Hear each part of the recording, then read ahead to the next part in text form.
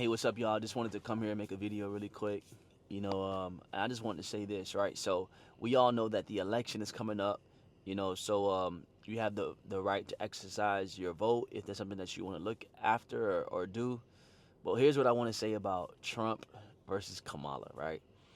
There's people in this world that no matter what happens, they're going to be Republican, they're going to vote Trump. There's people in this world that no matter what happens, they're going to vote Kamala and for the Democrats. It doesn't matter what is going on in their life. It doesn't matter what policies are in favor of them. It doesn't matter what behaviors that they want their kids to look up to. It doesn't matter. But what really matters is this. Here's what I want to say for 95 to 97% of people in the world. The thing is this. What happens is, right, it doesn't matter who gets elected, right? It doesn't matter who gets elected, whether it's a Democrat, Kamala, whether it's Trump, Republicans. At the end of the day, you will still have to fend for yourself. At the end of the day, you will still have to build your own some type of infrastructure. And I'm telling you this because, you know, I'm in a place where I'm still trying to get to where I need to be. I'm still trying to get to a place where I'm comfortable, where I'm financially free, spiritually filled, and I'm still striving. And I know at the end of the day that there's things that we can do as business owners. Yes, this president, is going to help me as a business owner. This president is going to help children in schools. This president believes that.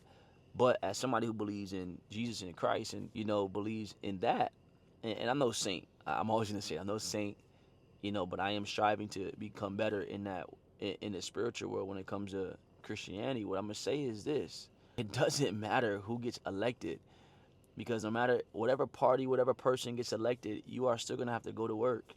You are still going to have to build your business. You are still going to have to make videos like this. You are still going to have to go and seek your own freedom. Right? The government is not going to save us. So what am I saying? I'm saying that no matter who becomes president, focus on you, your family, focus on God, focus on the things that really matter, the things that are going to bear fruit. We're so focused on the election, on this person says this person says that, this person is a great debater, this person has great policies, this person is a sucky person, this person is a role model. Whatever it is, whoever the president is, you're still going to go have to fend for yourself. Because since I've been able to vote in 2012, since I've kind of known about presidential elections since 2001, 9/11, and 2001, I was 7 years old. So I kind of had an understanding of, what was going on in the world a little bit. And I understand that you have a Republican Party, you have a Democratic Party. When Al Gore was running, when he was talking about global warming versus George Bush, and all these things, my siblings snoring in the back. But what I want to say is this. No matter if it was a Republican in office or a Democrat in office, what happened? Cost of living still goes up all the time. The value of the dollar still goes down year by year by year, ever since it was pretty much created in the 1920s, 1930s. Now, I may have that part wrong, but ever since it was created almost 100 years ago, I know that gas prices are still going to go up. I know that the rich is going to continue to get richer and the poor is going to continue to get poorer. In the last couple of years, we've seen how artificial intelligence is eliminating the working class, the working 9 to 5 class. We've seen how we would rather have speed. We'd rather pay for speed than quality. You can see it in our food. The food is getting worse. We have artificial food now. They're making artificial synthetic food, not even grown from the ground. That's crazy. Right, we're still the most obese country in the world. We're supposed to have the biggest pharmaceutical industry, the biggest health, the best health care. Like, people are still getting injured. I love sports. And even when you look at the NBA and the NFL, especially like the NBA, you see guys getting hurt left and right. How are guys getting hurt left and right when we're supposed to have the best medical fields, medical teams in the world? So you can see, and I'm not saying that America is not the greatest place. Because in some aspects, I do still believe that for the most part, you're able to come here and become who you want to become. But what I would say is this. The cost of living is going up. You still got to pay over 51% of taxes. I remember back in the day, it was only 2% of taxes. And the government only put a tax when we were at war. We've gone to pointless wars. We're sending billions of dollars to other countries to fund wars, because that's how a lot of companies in America, how the government makes money, by supplying both sides of the wars.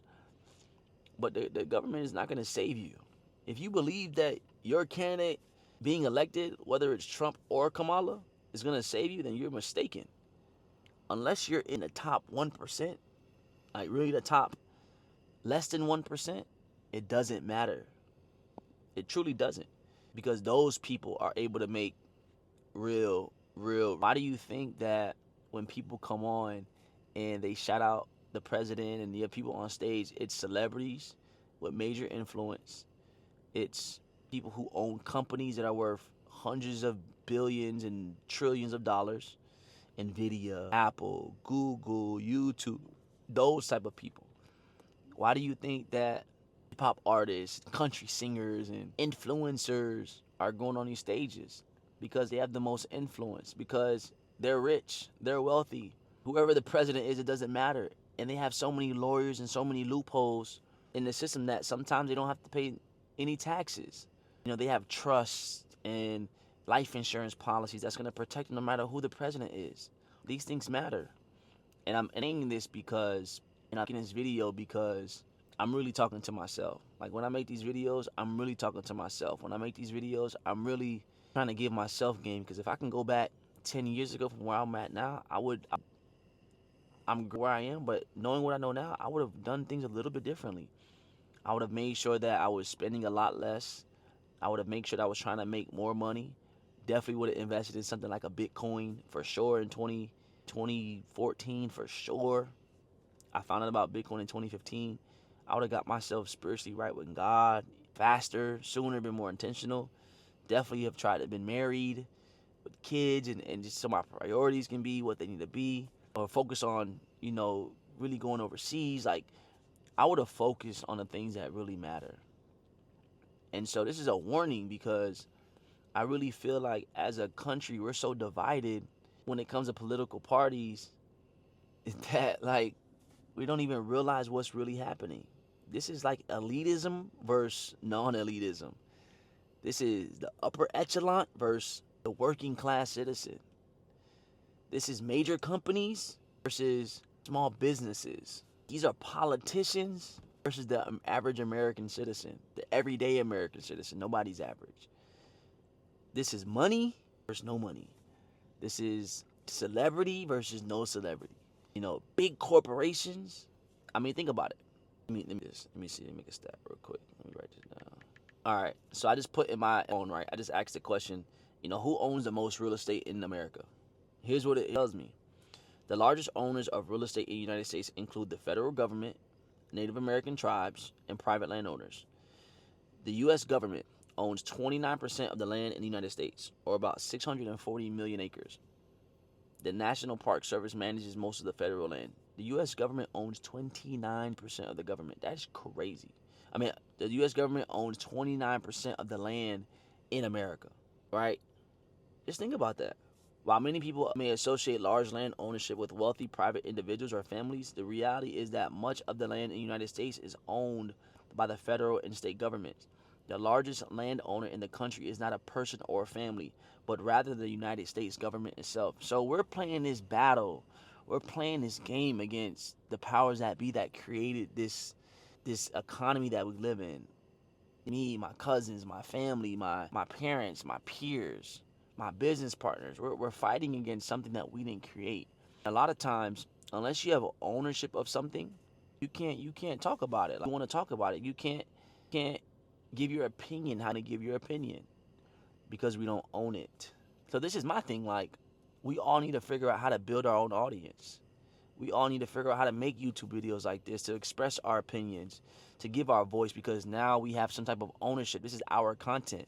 You're able to build your audience, build your voice. Everybody should be able to. Everybody should try as many names, numbers, and emails as possible, because now you can start to control your audience. You can start to control a little bit of your income. You can start to control a little bit of the influence you have. When we're posting on these social media platforms, make sure we have something else that people can opt into to get a closer look, a deeper dive. Also, that's why something like trading is important, right? Am I an everyday trader? I don't trade every single day, but I trade. I leverage platforms that allow you to trade. That's why we love pushing sway markets. You know, you can use any broker you want. I like using straight markets because it's licensed and regulated. In America, it's good to be licensed and regulated. Doesn't mean that you can't lose money in the markets.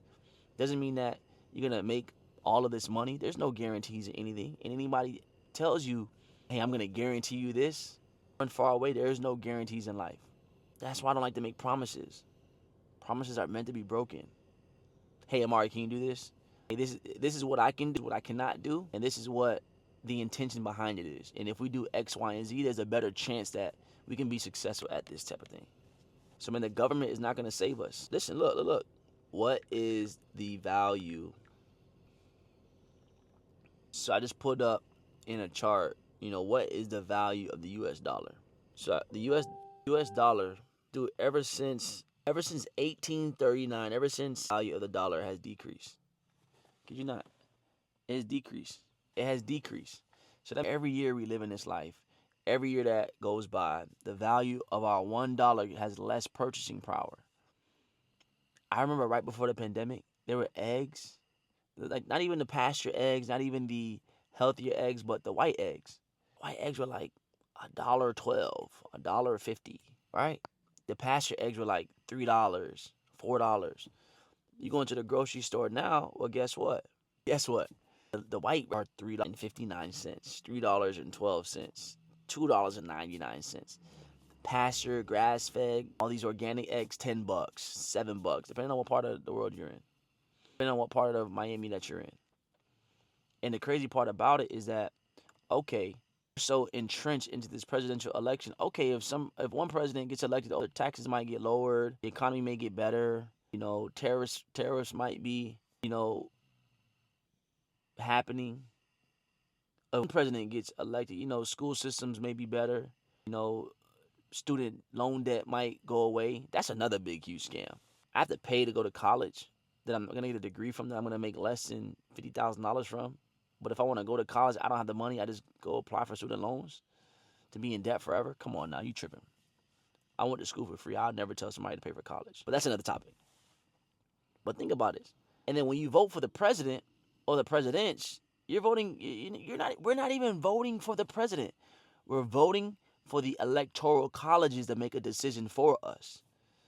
So if it's a close vote and the electoral college is more of a swing state in another, on the left or the right, red or blue, well, guess what? If I voted red, but the electoral college can decide to vote blue. If I voted blue, the electoral college can decide to vote red. So you mean to tell me that I'm not even specifically voting for the president? And I can show you. When we place a presidential... So I wrote a question in here. It says, when you place a presidential vote, who are you actually voting for? It says, when you vote for a presidential candidate, you are actually voting for your candidate's preferred electors.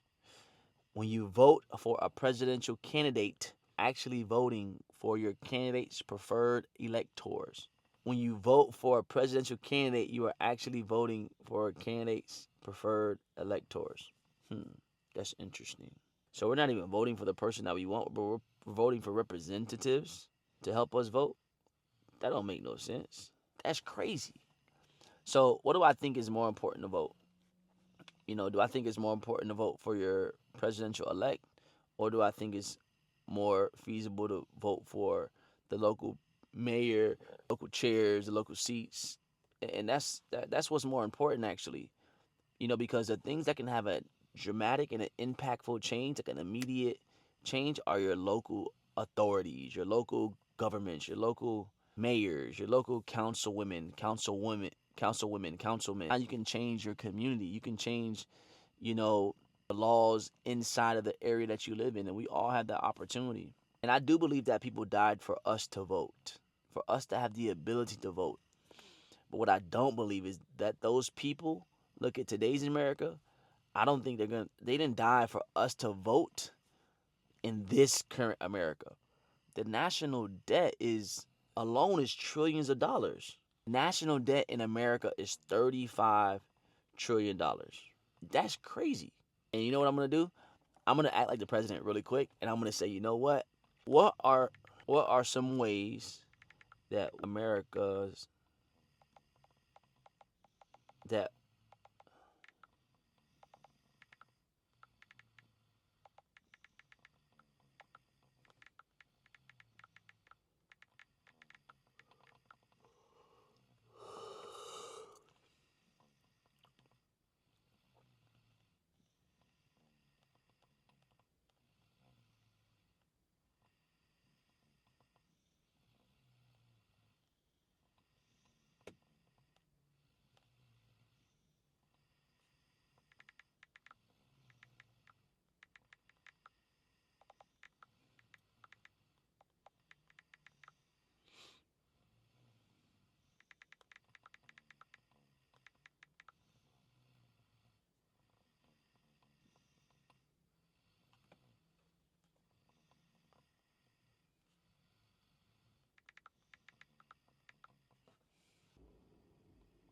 Yeah, so what I would say is, we're spending way too taxes.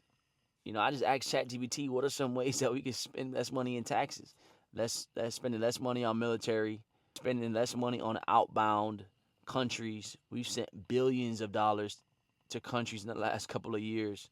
Maybe do an export import tax tariff on other countries who want to steal our business. Maybe that'll be a good one. And it could balance the sheet out. But we can't be in America thinking that the government is going to save us when they're making us spend 50% in taxes. And people want to say, oh, but that's just, no, that is 95% of people. 7% tax here in Florida. You get tax on the tax on the tax off of the same dollar when the value of the dollar is worth a lot less. So I want to tell you, man, go out here. Yes, I do encourage you, if you want to, go and vote. I do encourage you. If you don't want to, don't vote. But I would say, most importantly, take matters into your own hands, because at the end of the day, that's all we can do. We can only take matters into our own hands. Build your audience. Get you a digital product. Work the email system. Get the funnel right.